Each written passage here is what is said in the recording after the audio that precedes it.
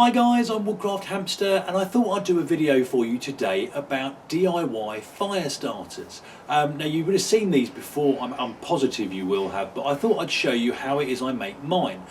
Main reason being is I just realised this morning that I've run out and I thought I'd do another little batch. And really it only takes two things. This, which is cotton wool, you can get it anywhere in various different types and shapes and what have you. And this, which is wax. Now I was quite fortunate. Mrs. Hamster decided to sort of try a little bit of candle making a while ago, and she had this left over. Now this is paraffin wax. It comes in these kind of little beads, which is really good because they're so small they melt really easily.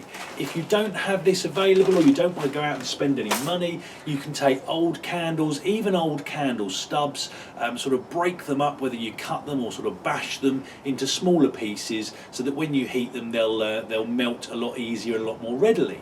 And what I think I'll do, I'll bring the camera just a little bit closer in and I'll show you what it is I've got here. Right then guys, so this is my little setup for making fire starters. It's really simple, and in order to sort of speed this video up a little bit, I'm just going to put a little bit of footage up in one corner just to show you me melting down the wax in this little pan. And I suppose really start off with, I'll show you this. So this is my pan. It's just an old saucepan, little cheapie, that we're not going to be using. So all this is used for now is for melting wax.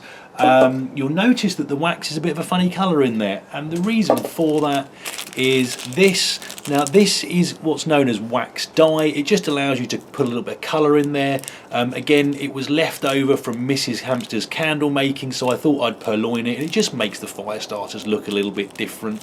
It's a bright orange, so it makes them a little bit easier to find. Now this next thing is this, which I've just shown you already, which is the paraffin wax. You can use whatever you like, whatever type of wax you've got available.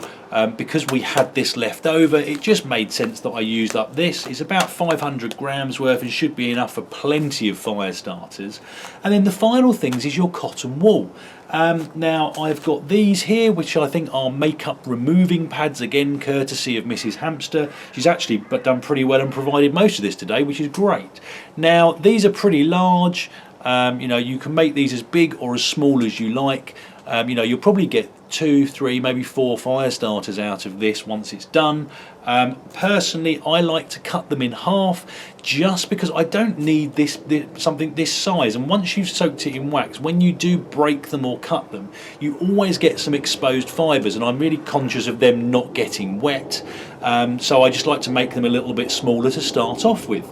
And then finally today, and this is a new one for me, I don't actually know what these are. They come in these kind of big packs. They're about twice the size of this, and they're kind of perforated. I'm not sure how well that's picking up on the camera there. And I've just chopped these down into sort of medium and small sizes. They're really thick, and I'm hoping these will provide a little bit more burn time, so I'm going to experiment with these today as well. I've got a little pair of tweezers just so I can pick things up and dip it in the wax without burning my fingers, and I've got some baking paper down here, which is what I'll be setting the fire starters on. Now obviously in the clip you've just seen in the corner, I'm using quite a large kind of car camping stove just because it's a bit more stable and I've got a bit more control of the heat, because this pan, you really do not want to spill it, and B, if you get wax too hot it can flash, which obviously you want to avoid. I mean that's probably just one word of note on safety. You do need to be really careful when working with hot wax. I probably do it 2 or 3 times a year at most, and I make a big batch of them, and these fire starters last a really long time, and I'll show you at the end of the video. Once they are properly coated, these are waterproof, you can store them for long periods of time, and they're just really useful and versatile. So without further ado, I will quickly cut onto this pan being full of melted wax, and we'll get dipping. So there you go guys, just a couple of minutes just to lightly warm up and melt that wax. And if I bring this over, I'm not sure how much of this you'll see, it's a nice liquid consistency.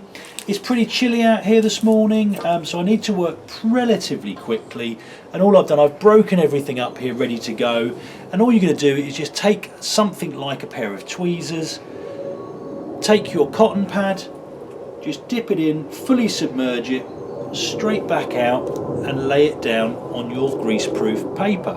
Now sometimes it will get a little bit stuck, it just happens, don't worry about it, and you just carry on from there. And the important thing is really you don't want to overly saturate these, you just want to get a good coating on the outside. And what I'll do, rather than bore you with all this, I'll skip through the footage and I'll come back once we're done.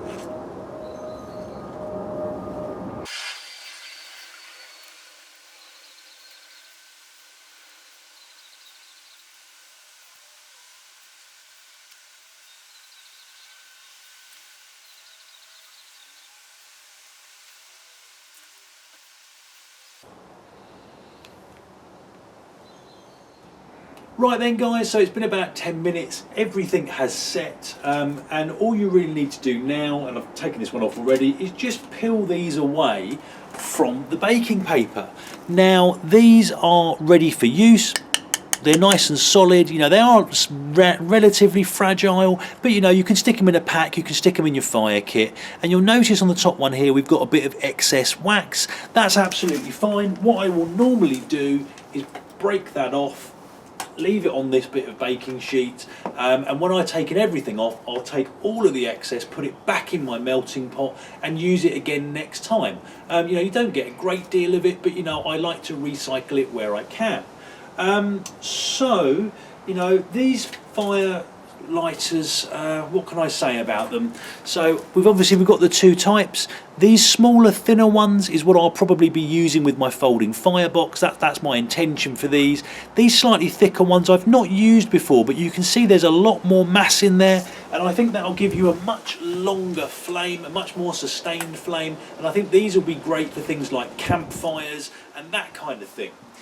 So I hope it was useful, guys. I hope it's given you something to think about, maybe prompted you to try this yourself. Obviously, if you do, just take a bit of safety into account, because you know, hot wax is not something to play around with. You do need to be careful. But you know, unlike things like cotton wool balls and Vaseline, which I've always found a bit messy, I mean, they're great fire starters, but I find them a bit messy. And these, once they're made, you know, you get no sticky residue, you know, no issue with them. Even in something like a firebox or a honey stove or any kind of sort of, you know, folding metal stove, you don't get a great deal of waxy residue because you're going to have quite a hot burn in there. These are just to start your fire.